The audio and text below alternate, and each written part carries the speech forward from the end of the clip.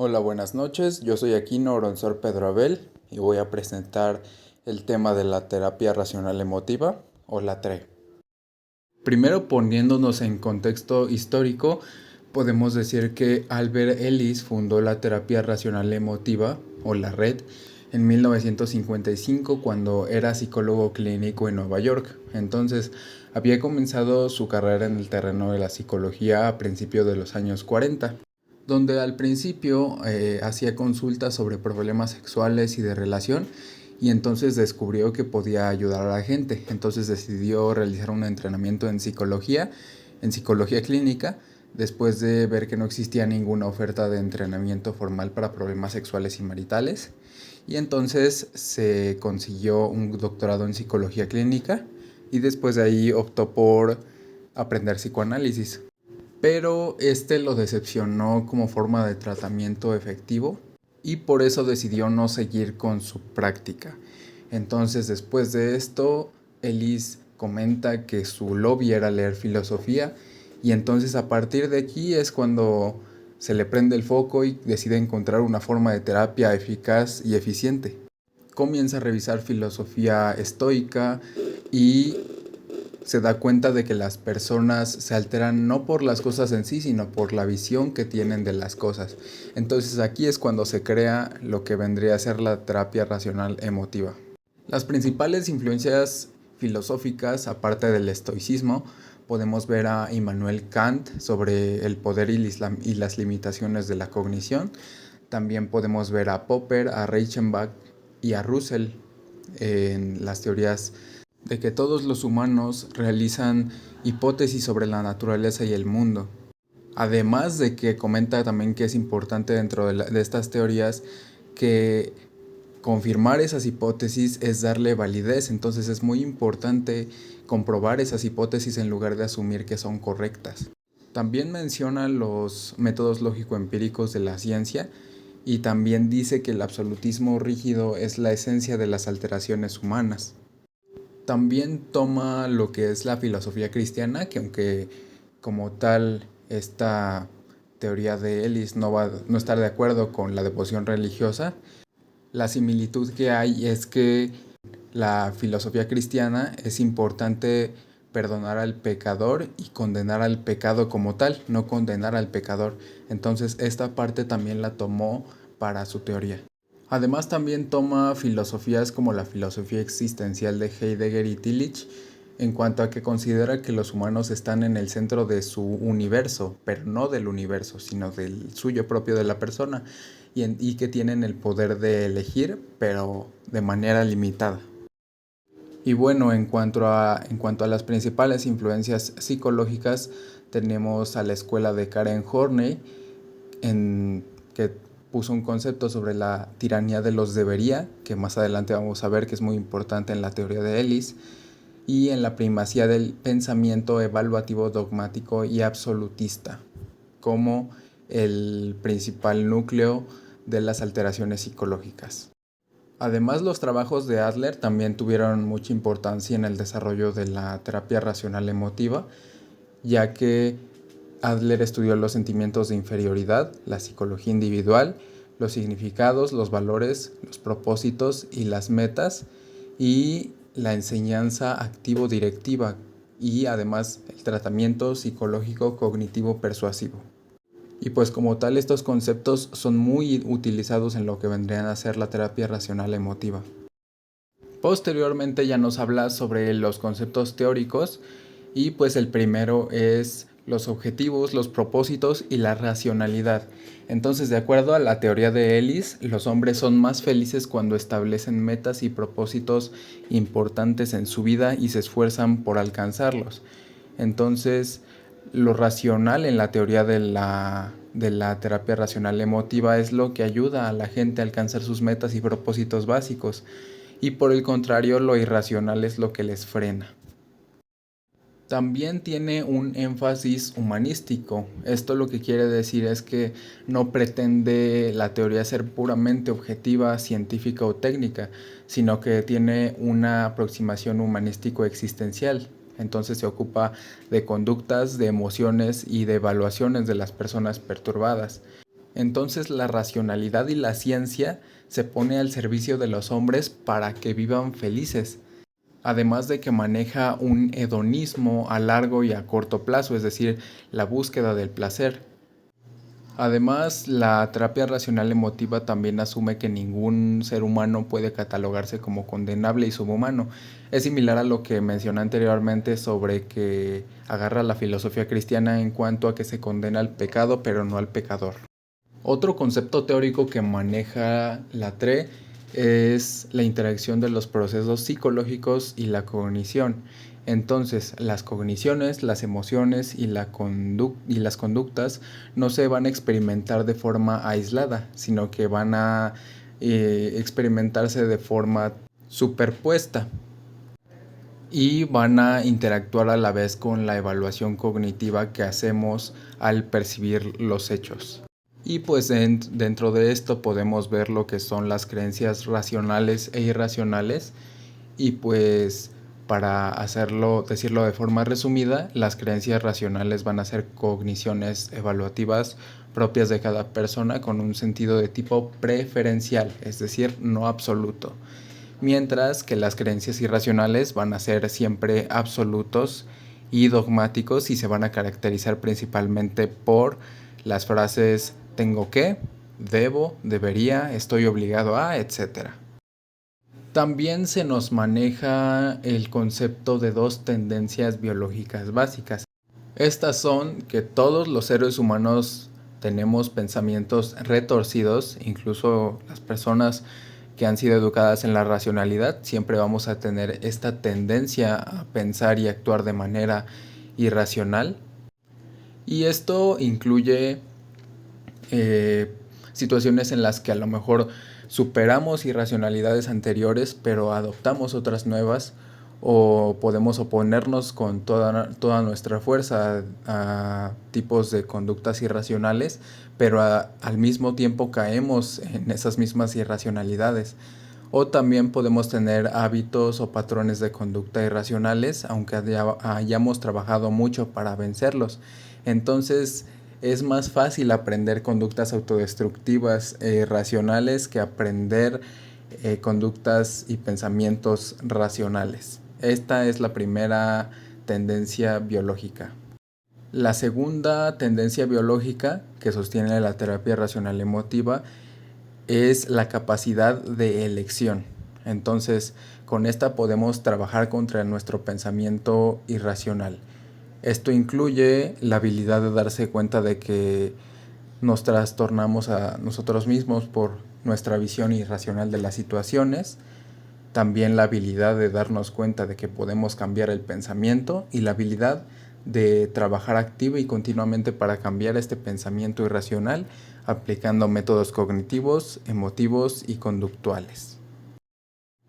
Y como último concepto básico de la terapia racional emotiva tenemos las dos perturbaciones humanas fundamentales. ¿Cuáles son estas? Son dos, son perturbaciones del yo y perturbaciones incómodas. Las perturbaciones del yo son cuando una persona se hace peticiones a sí misma, a otros o al mundo, y entonces si esas peticiones no se satisfacen, la persona se llega a condenar a sí misma. Entonces se da una reprimenda negativa, clasifica al sí mismo como malo o lo infravalora. Y en las perturbaciones incómodas, la persona otra vez hace peticiones a sí mismo, a otros o al mundo, y cuando las peticiones no se satisfacen, la persona se perturba. Después se nos explica qué es el modelo ABC. Este modelo va a constar de tres partes. Primero, los activadores. Segundo, las creencias. Y tercero, las consecuencias emocionales, conductuales y cognitivas. Los activadores son acontecimientos presentes y corrientes que suceden en la vida diaria y que van a interactuar con una persona. Los acontecimientos activadores no existen en estado puro, casi siempre interaccionan con las creencias y las consecuencias. Entonces, las personas aparte también ponen algo de sí mismas en los activadores, como metas, pensamientos, deseos o tendencias biológicas también. Después tenemos a las creencias sobre los acontecimientos activadores. Estas son expectativas o evaluaciones que la persona hace sobre el evento activador. Y pues estas son enteramente subjetivas y es aquí cuando se le va a dar la interpretación a partir de cómo sea la persona, a partir de sus patrones de comportamiento innatos y adquiridos, su aprendizaje social y sus relaciones interpersonales. Y aquí tenemos varios conceptos, por ejemplo, las observaciones no evaluativas. Estas observaciones no van más allá de los datos que disponemos y no son evaluativas porque no tienen ninguna relación con nuestros objetivos. Si tuvieran relación con nuestros objetivos, entonces se llamarían evaluativas. Después tenemos el concepto de inferencias no evaluativas. Estas son cogniciones que se les denomina inferencias porque van más allá de los datos de los que disponemos. Entonces, las inferencias son hipótesis y pueden ser correctas o incorrectas. Entonces, se les llama no evaluativas porque, como se mencionó, no tienen relación con nuestros objetivos. Después tenemos las evaluaciones preferenciales positivas.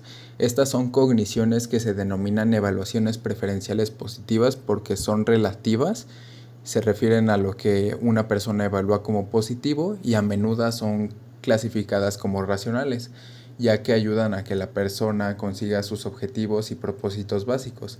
Entonces no se mantienen como con una convicción absoluta, sino que son racionales. Después tenemos las evaluaciones de obligación positivas, que se denominan así porque son absolutas y dogmáticas y se refieren a lo que la persona evalúa como positivo y de forma devota. Y pues estos se clasifican de forma irracional porque precisamente son absolutas y como son absolutas impiden que se consigan los propósitos y objetivos básicos de la persona. Después tenemos a las evaluaciones preferenciales negativas, que estas cogniciones se les denomina así porque son relativas, no absolutas, como dice el nombre, se refieren a lo que la persona considera como negativo y se consideran racionales ya que son relativas, no son absolutas. Todo lo relativo se va a volver racional, y lo absoluto va a ser irracional. Y después tenemos las evaluaciones de obligación negativas. Se les denomina así porque son absolutas y dogmáticas, por lo tanto son irracionales. Y pues esto incluye que impide la consecución de metas y propósitos de la persona. Bueno, después entramos con la naturaleza de la salud y las alteraciones psicológicas. Estas últimas se dice que surgen por la tendencia que tenemos los seres humanos a realizar evaluaciones de carácter absoluto sobre los hechos. Y estas cogniciones absolutistas son el alma de una filosofía absolutista, justamente. Hay 3 derivaciones importantes y la primera se le conoce como el tremendismo, que es como que un suceso lo valoramos malísimo en el 100% totalmente. Después tenemos la segunda derivación que se conoce como no soportantitis, que significa que no se puede experimentar ninguna felicidad nunca. Y por último tenemos a la condena, que clasifica a sí mismo o a otros como subhumano, inservible y que no debe hacer o no hace algo que debería hacer. Y pues tal cual si lo combinamos con la teoría cognitiva tenemos, por ejemplo, distorsiones cognitivas como el todo o nada, saltar a conclusiones, adivinar el futuro, fijarse en lo negativo solamente, descalificar lo positivo, siempre o nunca, minimización, razonamiento emocional, etiquetar y sobregeneralizar, personalizar, la estafa y el perfeccionismo. Entonces, digamos, para contrarrestar esto que pues todo sale de los debos y de las imposiciones, pues entonces tenemos para las 3 derivaciones 3 respuestas para crear una alternativa racional. Por ejemplo, la alternativa al tremendismo se conoce como evaluar o analizar lo negativo. Esto lo que quiere decir es que se puede aceptar que las cosas estuvieron mal, pero no de a fuerzas decir tengo que conseguir lo que quiero. Por otra parte, la alternativa a el no soportantitis es la tolerancia. Entonces aquí lo que sucede es que la persona reconoce que puede suceder un acontecimiento no deseable y que está dentro de lo posible y acepta la realidad si es que ésta no se puede modificar y empieza a buscar otras soluciones o empieza con otras metas en caso de que no haya remedio a la situación.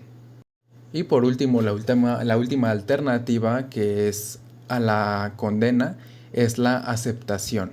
Entonces, aquí la persona acepta que ella misma y los demás pueden fallar. Después aquí tenemos los 13 criterios de la salud psicológica, que se basa en un relativismo o en una filosofía del deseo. Y pues son estos, que es el interés en sí mismo, el interés social, la autodirección, la alta tolerancia, la frustración, que es muy importante, la flexibilidad, la aceptación de la incertidumbre.